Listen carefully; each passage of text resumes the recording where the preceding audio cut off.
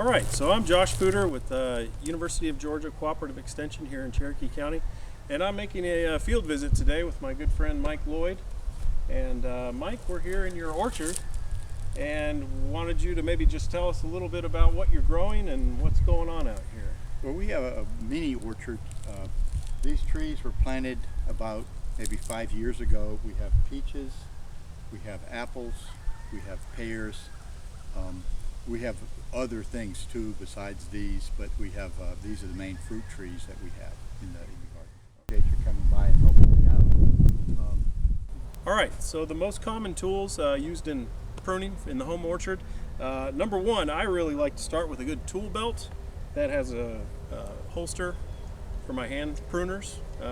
These allow you to do most of the smaller cuts up to about 1 inch, and the bypass instead of the anvil is recommended. That's going to make a much cleaner cut without doing as much damage to the tree as opposed to, say, the anvil. So one most important thing probably that a lot of people overlook is sanitation. Sanitation is really critical in preventing disease within the orchard.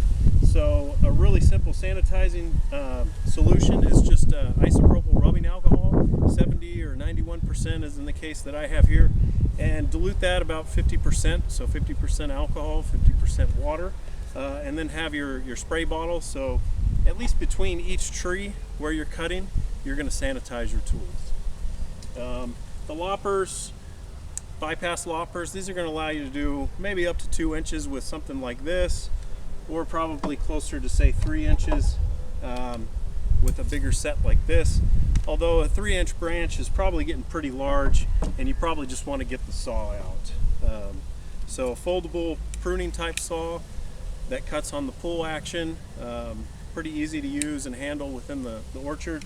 Or my favorite tool is actually a cordless reciprocating saw with the pruning blade in here.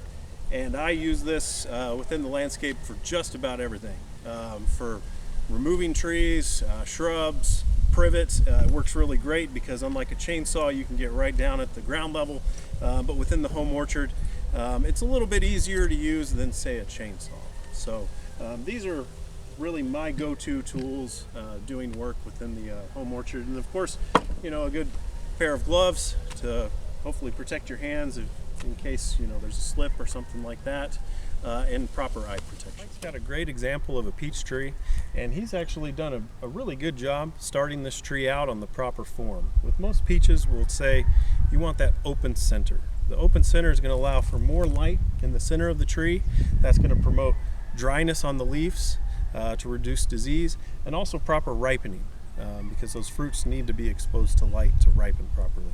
So with starting out pruning, I think most people maybe neglect their fruit trees or neglect the pruning process because they're maybe afraid they're going to hurt the tree or they're not going to do it the right way. And really, you kind of have to get over that. Most trees, and especially peaches, they want to be pruned. So if you're not pruning them yearly, you're really neglecting them by not doing this. So step one is really any diseased, dead, damaged type branches. You want to, you know, sort of prioritize those first. That's step one.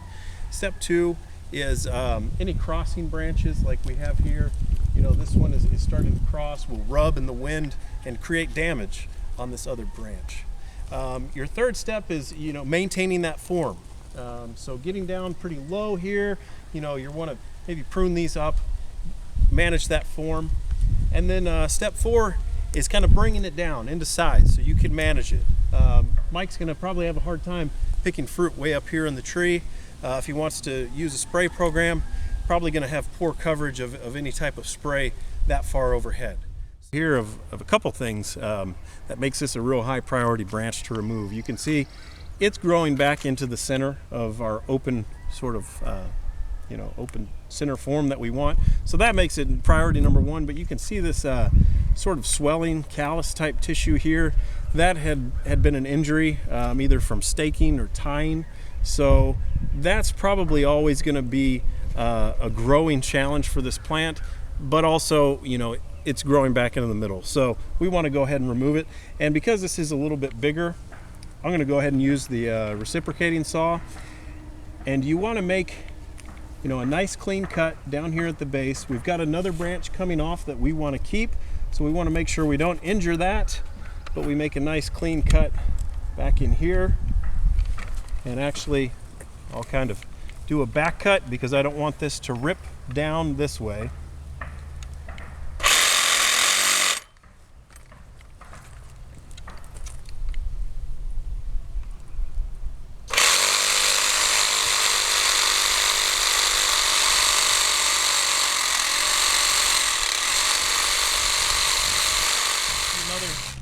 Young vigorous stem coming up, again ruining that open center, coming up in the middle. It's going to shade out a lot of what we're trying to get sunlight on in the middle.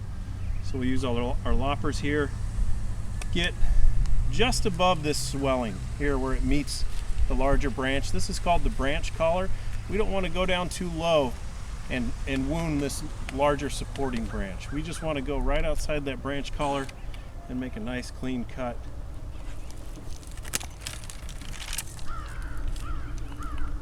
And at the same time, you see a lot of bad cuts. They leave these nubs.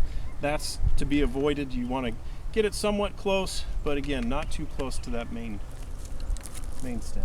We also want to do some heading back cuts. You can see this is a really long branch, not too thick, and all of our fruit's going to be on here. So this is going to get really heavy, maybe a pretty good chance that it's going to break. So we want to take this in.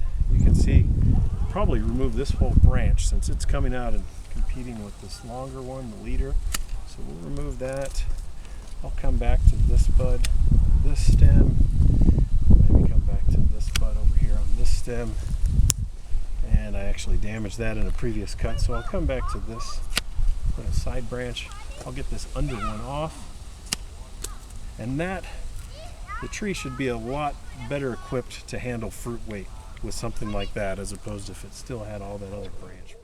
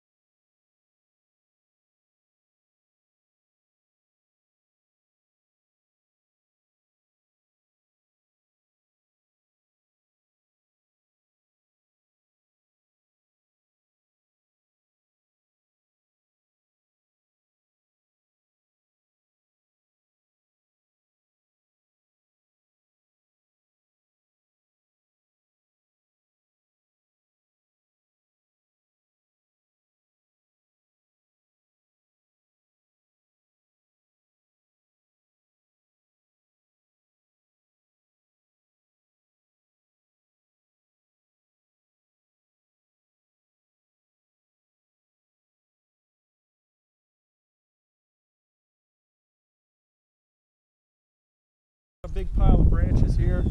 We've got a nice open form tree left. I think this tree should respond well from this pruning, get a late freeze. Another thing, you know, talking with Mike, as far as disease prevention here, is you'll notice we've got a lot of what looked like maybe last year or the year before's pits. You know, probably from the thinning or from wildlife coming in here. So you want to get this stuff out as quick as possible. This is going to be a harborage site for disease, mostly fungal, but maybe some bacterial type issues.